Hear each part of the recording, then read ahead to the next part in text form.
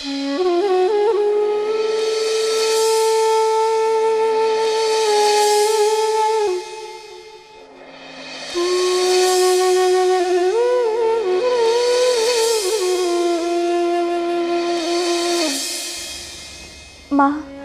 मैं 501 रुपए का प्रसाद चढ़ाऊंगी, बस मेरे पति को सही सलामत घर वापस भेज दो।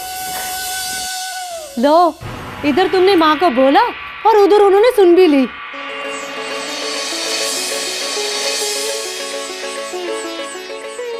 माँ जी, वो आ गए हैं। ओहो, बड़ी उतावली हो रही है पति का मुखड़ा देखने को। माँ जी, मतलब वो आ रहे हैं ना? हाँ हाँ, अस्पताल से छुट्टी मिल गई है तेरे सुहाग को। अब जाकर हार श्रृंगार कर ले। वैसे कमी तो अभी भी नजर नहीं आ रही।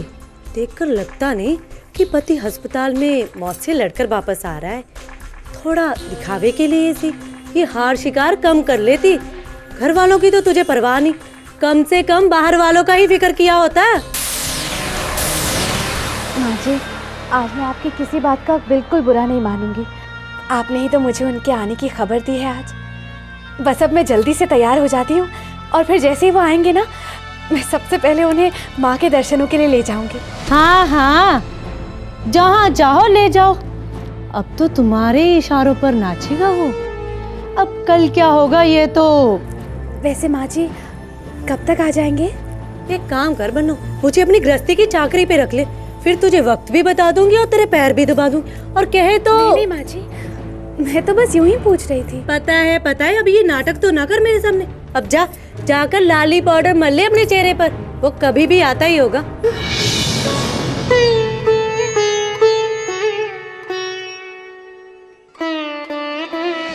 तो फिर उस रानी को एक दिन लगा उसे तो कुछ भी नहीं आता, और वो अपने महल में बैठी बस रोए जा रही थी। ना तो अपने भैया को चिट्ठी लिख सकती थी, ना अपने माँ बाप को कुछ बता सकती थी। पर वो तो रानी थी। हाँ, रानी थी, पर थी तो गरीब घर की। वो तो राजा को पसंद आ गई तो वो उसे ब्याह लाया। अब एक दिन अचानक राजा मर गया। फिर तो उस रानी का कोई नहीं रहा। राजा का भाई राजा बन गया और कल की रानी आज की दासी बनकर रह गई। अपना दुख बताए तो कैसे? माँ, उसे पढ़ना चाहिए था, तभी तो वो अपने माँ बापू को चिट्ठी लिख सकती थी। हाँ विद्या, मैं भी यही सोचती हूँ कि मेरी राजकुमारियां भी पढ़ें, और जब वो सयानी होकर अपने घर चली जाएं तो मुझे चिट्ठी लिख सके, पढ़ लिख कर समझदार बन सके। हाँ माँ, मुझे भी स्कूल जाना है। हाँ बेटी, मैंने मास्टर जी से बात की है। हम कोशिश कर रहे हैं कि गांव की लड़कियां भी पढ़ने जाएं।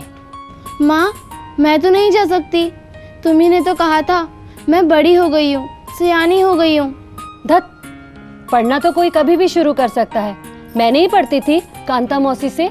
माँ, पर छोटे छोटे बच्चे। मैं बड़ी हो गई हूँ माँ। मास्टर जी बता रहे थे कि पास के ही गांव में ऐसी बड़ी लड़कियों का एक अलग स्कूल है, जहाँ तू एक ही साल में 4-5 क्लास की पढ़ाई कर सकती है। तब तो तुझे खराब नहीं लगेगा ना? नहीं माँ, तब तो ठीक है। जीजी, फिर तुम रानी बन के रोगी नहीं, माँ को चिट्ठी भेजोगी, है ना माँ?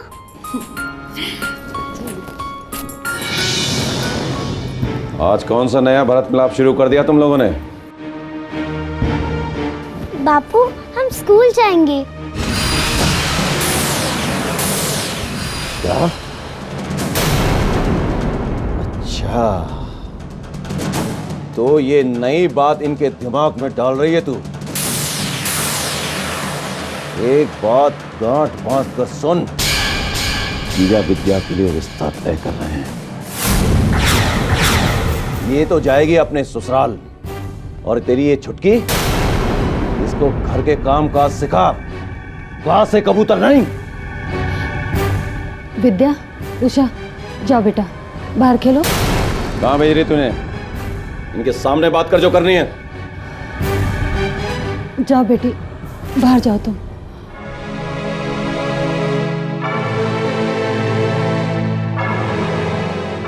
सुनिए जी, विद्या की उम्र अभी कहाँ हुई है ब्याह की? 18 की भी नहीं हुई है वो अभी। लुगाइयों को बताने का नियम है, पूछने का हक नहीं है इस घर में, समझे? अभी तो विद्या का रोका होगा, जब वो 15 साल की हो जाएगी ना तो उसकी बारात आएगी। और एक बात सुन, ना तो मेरी मां स्कूल गई और ना मेरी लुगाई। ये नई पाठशाला मेरे घर में शुरू मत कर। जो कुछ भी तुझे आता है इन्हें समझा सिखा, और बारात तो विद्या की आएगी ही आएगी। मैं ऐसा नहीं होने दूंगी।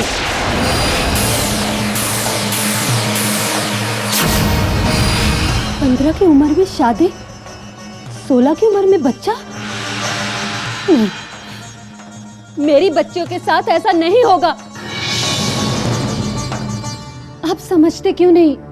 ये उनकी जान से खेलना है। ना तो मानसिक रूप से ना ही शारीरिक रूप से शादी के लिए तैयार है अभी वो।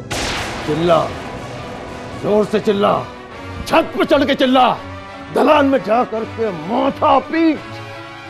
इस घर में वही होगा जो मैं चाहूंगा। मंगत को थूक कर चाटने की आदत नहीं है, समझे तू?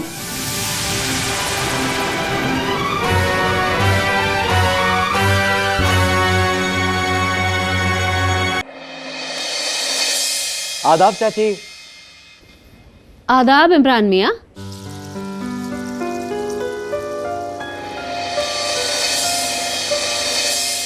फिर एक नया कपड़ा? हाँ चाची, वो शहर गया था ना, वहीं से कमीज का कपड़ा खरीद लिया, सोचा चाचा से बनवा लूंगा। हाँ हाँ, क्यों नहीं। तुम्हारे चचा और बैठे ही किस काम के लिए हैं? पर हर रोज नई कमीज। एक बात बताओ मियाँ, कितनी कमीजें सिलवाओगे तुम? बस चाची ये हो जाए काफी है। अब कितनी कमीजें पहनूंगा, बहुत कमीजें हो गई हैं। वैसे चाचा कहाँ हैं? भीतर हैं, चले जाओ सीधे। अंदर हैं।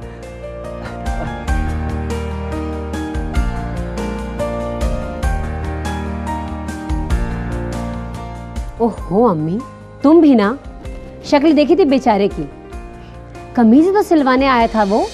हाँ हाँ, कमीज ही सिलवाने आया था। पर अरे शबनम, जरा 2 प्याले चाय तो दे जा बेटी, इमरान मियाँ आए हैं।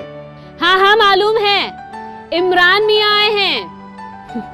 शहर से कोई लाट साहब नहीं आए हैं जो उनकी मेहमान नवाजी की जाए। अम्मी, लाती हूँ अब्बू। ओफो अम्मी, तुम भी ना समझती नहीं हो। इमरान अब्बू के लिए काम लेकर आते हैं। जितना ज्यादा काम होगा उतनी ज्यादा आमदनी। अब एक प्याली चाय पिला भी देंगे तो कौन सा शैतान पंजा मार जाएगा? एक शैतान तू कम है क्या घर में, जो और की जरूरत है हमें? अच्छा, मैं शैतान हूँ? हाँ, तू शैतान थोड़े है, तू तो शैतानों की नानी है, नानी। अब जा, जल्दी से उनके लिए चाय बना ला, नहीं तो फिर वहां से पैगाम आ जाएगा। अरे बेटी, अभी तक चाय नहीं लाई? देखा, आ गया ना पैगाम। अम्मी, आप अब्बू को खूब समझती हैं। अरे जिंदगी कट गई उनके साथ, अब नहीं जानूंगी तो फिर कब जानूंगी। जा, चाय बना ले उनके लिए, और सुन, मेरे लिए भी एक प्याला बना लेना। जी अम्मी।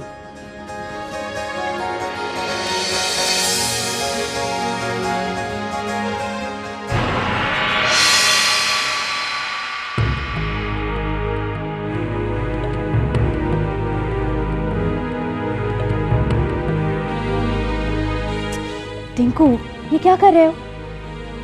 बेटा, बुरी बात होती है ना? सारी अच्छी बातें आज ही सिखाएगी बहू। रमिला, ठीक है साहिब, कुछ नहीं बोलूंगी। आखिर राजकुमार आ रहे हैं,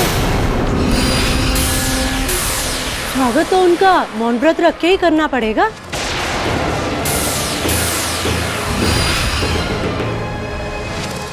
भूख लगी है बेटा? नहीं माँ, माँ बाबूजी कब आएंगे? बेटा, परवीन को ले आऊं जीजा?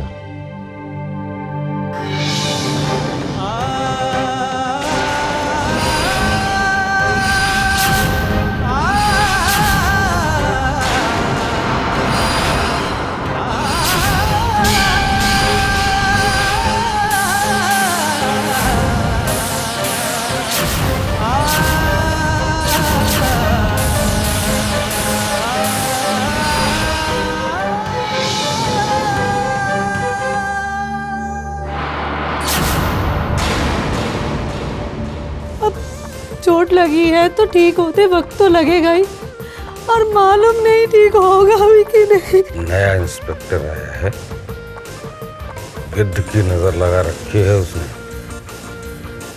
कोई गलती नहीं होनी चाहिए। पढ़ेंगी, ये जरूर पढ़ेंगी।